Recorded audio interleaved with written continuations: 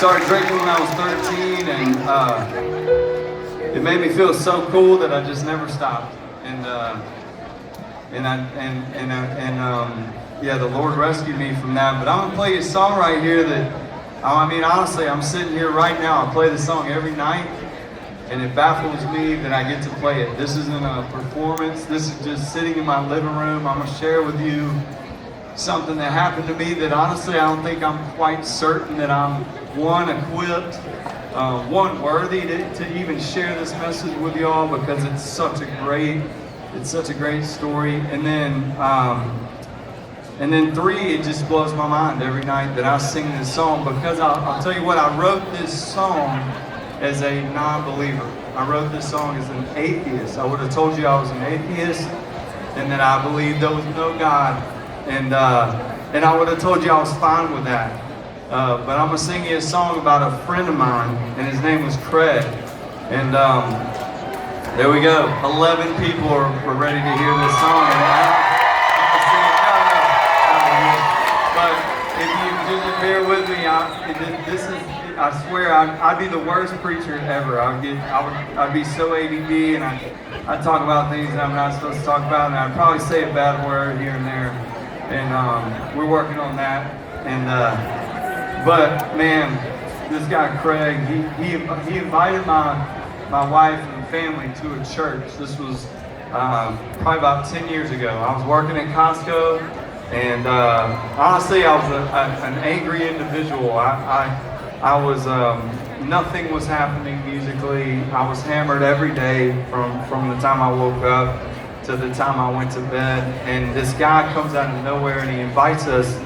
His wife actually invites my wife to a church, and I hated church. I was at that point in our life, Lainey hadn't mentioned visiting a church in a minute, and I was so thankful, because I just don't like the process. And this woman named Laura invited us to church, and I said yes, that I would go. I wanted to be a supportive husband, even though Lainey believed something that I didn't. And I rode shotgun because I had been drinking all day. They met on a Saturday, and man, I just didn't want to go. And we walked in this church. There was maybe 30 members. We're not talking like mega church. We're the coffee shop. This is like a startup church. And we walk in, my wife, and I'm holding our littlest kid, and this guy Craig, he just makes a beeline for me. And guys, he's completely opposite of me. He wears nice outfits. He's well groomed individual. He's well spoken. He's smart. And man, he just comes up to me, and then you'll understand my discomfort. Artie didn't want to be there, and he's super touchy-feely. This guy loves to touch and feel when he hugs. He doesn't just shake your hand. He shakes it with the other hand on top, and he does that kind of weird stuff. And so I was already like, I hate this guy. This is the worst greeter of any church I've ever met in my life. And the eye contact he made was awkward and long, and he kept repeating himself, just saying, I'm so glad you're here. And I know I reeked of alcohol, and I was prepared for him to not necessarily shun me, but feel that shunning. Feel him going, oh, you're not like anyone in this room. You're not singing the song. You don't bow your head when you pray, and you smell like a bar, And he did the opposite. He came to our house. Him and his wife fed us over the next few years. He would show up at Costco, just talk to me while I was stocking produce about nothing. He let his kids learn all the dirty words to my songs. That blew my mind. And this song I'm about to sing to you is a non-believer being confused by the love of Christ through a broken individual named Craig. He showed up. He showed up at one of my son's baseball games, and he offered us a minivan, and it was his van. It was his van out of his garage that his family rode around in. he gifted me this car. And the reason he did is because he knew that we played a game.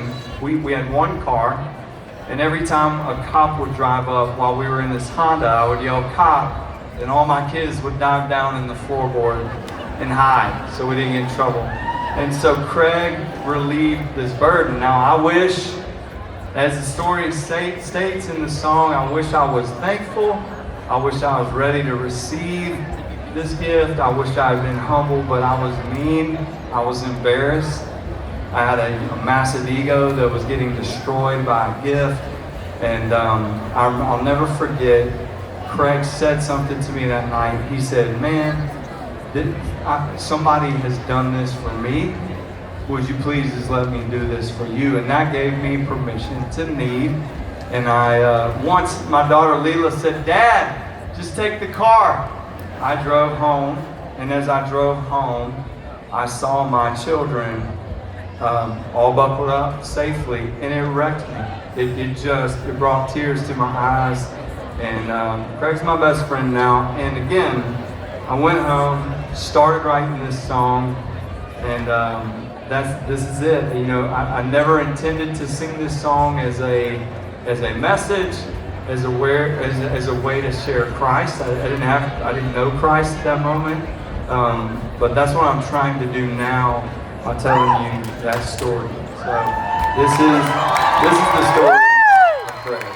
Here we go. Thanks for listening to me, guys. Hey.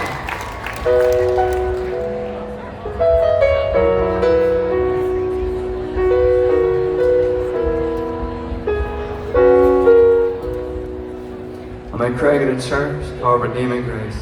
It's like he understood my "I don't want to be here" face. I didn't bow my head.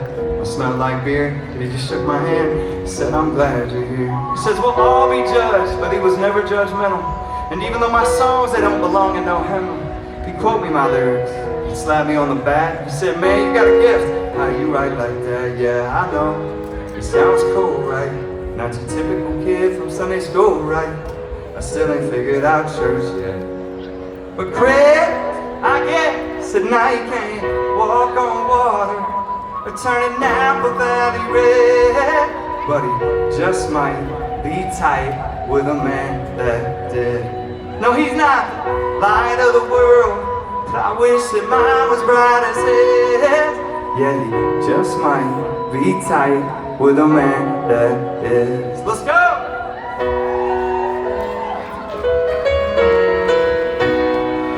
So when you lose a record deal, y'all, the perks fade fast. Dealership said we didn't need to get that minivan back. So we were down to one car, and broke as I felt. And my wife and 6 kids, and only 5 seatbelts. I needed help, but I wouldn't admit I was struggling. I said, "Craig, it's all good," but he knew it all wasn't. "Hey man, I'm praying for you," would have been sufficient, but not. He took roadside assistance to a whole nother level, to sacrificial heights. Stood up at the ballpark after my son's game one night in 2 cars with his wife Laura watching from the other. He said, "What in the world are y'all doing here, brother?"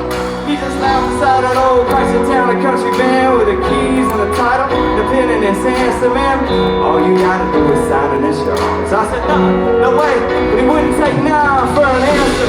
He said, "Please, dude, somebody did this for me once, just let me do this for you." We argued about it for a little while, and I teared up. And Craig smiled, said, "Night can't walk on water, or turning down the valley red, but he just might be tight with a man that's it.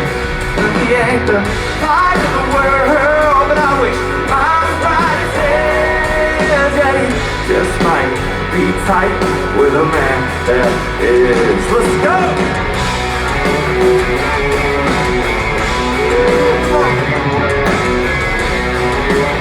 Let me have you know it, come on. Hey, I know you sound cool, right?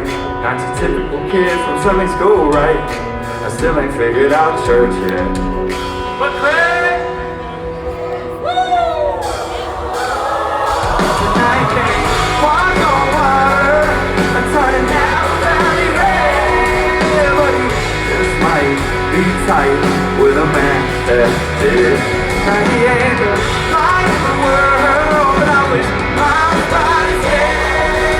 Yeah, he just might be tight with a man. Yo, my Friday was way too ashamed to be adequately grateful at the moment. But I signed that dotted line and I drove the kids home. But when a cop pulled up beside us at the light, they didn't have to duck. Cause thanks to Craig, yo, they were all buckled up.